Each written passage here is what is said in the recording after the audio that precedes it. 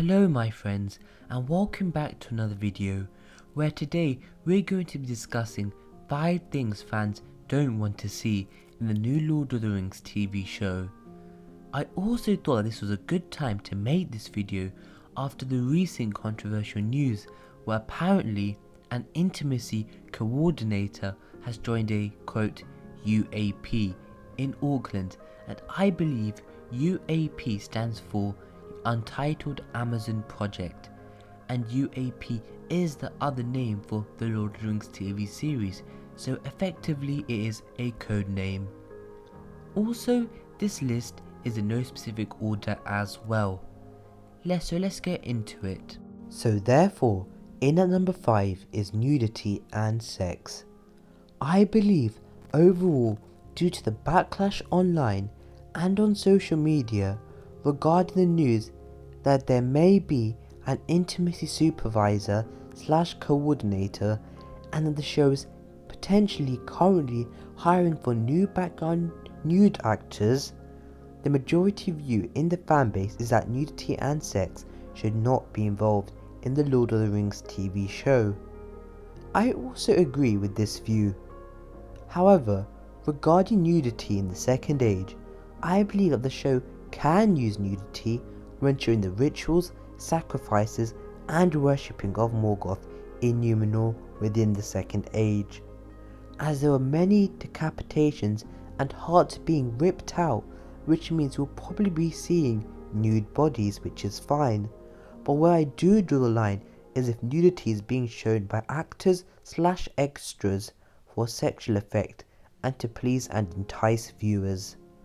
The Lord of the Rings and Hobbit nearly made under $1 billion with no nudity or sex, excluding the bathtub scene in the extended version in The Hobbit.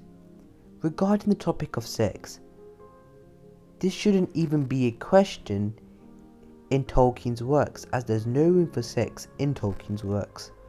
The closest moment we get to love in the Second Age is through the story of Arendis. Even Tolkien himself explained why there was no room for sex in his contemporary works, and one quote from him that I especially like is, quote, "The devil is endlessly ingenious, and sex is his favourite subject. He is as good every bit at catching you through generous, romantic or tender moves, as through baser or more animal ones." So fans do not want to see sex at all in the show, and the same goes for nudity to a certain extent. Also, I'll leave a link to an article written by Clifford Quickbeam Broadway from theonering.net, where he goes into much more detail about the idea of nudity and sex in Tolkien. At number 4, we have non-Tolkien-like characters. It is inevitable that we will be seeing new characters in the show, as we're going to have 5 seasons, which create space for the making of new characters. That is the reason why I've accepted it, and I'm okay with the idea that we'll probably be seeing characters that we have never seen before. But what I believe fans will not be okay with is if these characters don't feel like Tolkien characters, or characters that reflect the main themes of Tolkien. I know it's going to be hard trying to create Tolkien-like characters, as evidently none of them are the Professor himself. But this is a $1 billion show and some of the most experienced and skilled writers, so we should be seeing characters that when we look at them we think, yes, they do fit in Middle-earth. They cannot feel out of place, as to us Tolkien fans we will be able to see and notice that. For example, I believe Tauriel in The Hobbit was an unnecessary addition, but in many ways she did feel like a character that fits in Middle-earth, but the problem was how she was used in the story and fitted in the storyline. That was the problem with Tauriel. Overall, fans will be happy of the new characters that we will see in the show, firstly if they feel like they fit in Middle-earth, and if they feel like characters Tolkien would have written. At number 3, fans don't want to see Amazon not sticking to the lore. Even though this is a worry to fans, I believe that out of this list, as one fans can be most reassured about, as apparently the Tolkien estate has said to Amazon when they sold the rights to create a show is that they have to follow the main beats and events of the Second Age, and this was revealed by Tolkien professor Thomas Shippey on a German podcast. That means Amazon can't break away from the events of the Second Age or change things around, and it has to be aligned with how Tolkien wrote the Second Age. Therefore, this means hopefully we'll be seeing events such as the Forging of the Rings, War of the Elves and Sauron, Downfall of Numenor, and the War of the Last Alliance. At number 2, we have the overuse of CGI, and this is from a more practical standpoint. Fans would prefer to see extras dressed up in costume and look visually scary, rather than have them all computer generated. This was a major issue, especially in The Hobbit, as even though sometimes for some characters like Azog they look visually scary, the actual atmosphere and moment did not. What I mean by that is that it did not feel scary even though it looked it, as this is what CGI does a lot of the time.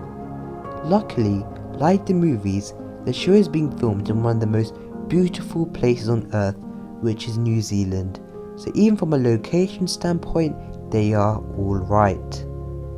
Of course CGI is needed to enhance the show and the surroundings, but what fans don't want to see is it being overused and overdone in places where excellent practical effects could be used instead.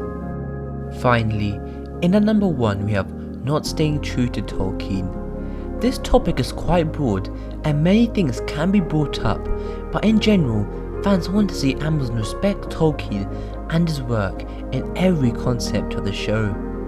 It can be in specific places like the stories, costume and languages, but the point I'm trying to make is in general, when they are making the show, every single little thing, small or big, either in the production, filming, score or anywhere in the show, should try and stay true to Tolkien and respect their professor.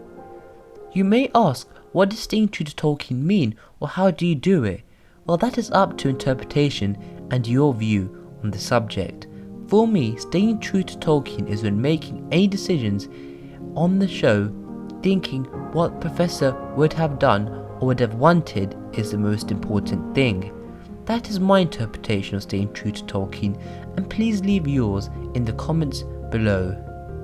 Also, with staying true to Tolkien, stuff like staying true to his work or story, not contradicting anything he said or even adding things that he may not like or was against, such as nudity, which was number 5, is also important.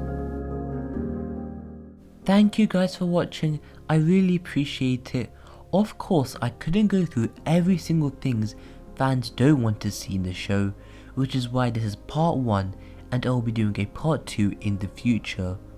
Also, leave what you guys don't want to see as well in the comments below.